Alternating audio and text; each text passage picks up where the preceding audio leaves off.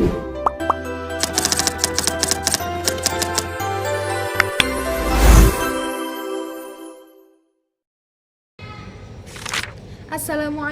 warahmatullahi wabarakatuh. Hi everyone, I'm Nur Khafifah Ruhanda, and in this video, I'm going to explain about bias and stance in news using a real news example. By understanding these two, we can become smarter and more critical readers. So, let's get started. First, let's talk about bias. Bias happens when a reporter or writer shows preference or prejudice toward one side. For example, a news article might use positive words for one political party and negative words for another. It's not always obvious, but it affects how we understand the news. Meanwhile, stance means the attitude or opinion the writer takes toward the topic. It shows how the journalist feels.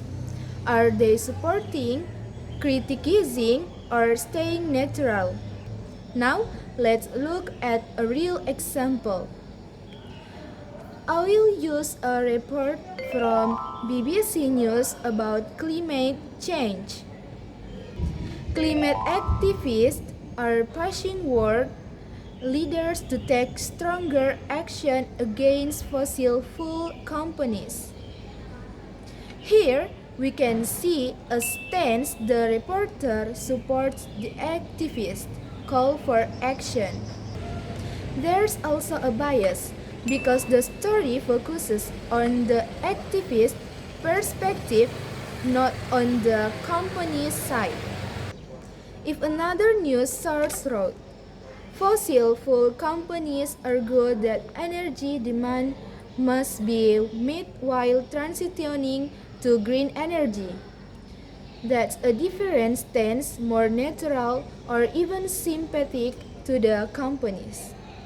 So, by comparing both, we can see how word choice and focus shape the bias and stance of a news report. Understanding bias and stance helps us become critical audience. We won't easily believe everything we read or watch. Instead, we'll ask whose voice is heard here and whose voice is missing. That's the key to being a smart media consumer. So, that's all for today's explanation about bias and stance in news. Thank you for watching and don't forget to always check the facts before you trust the news. See you next time. Bye bye. Wassalamualaikum warahmatullahi wabarakatuh.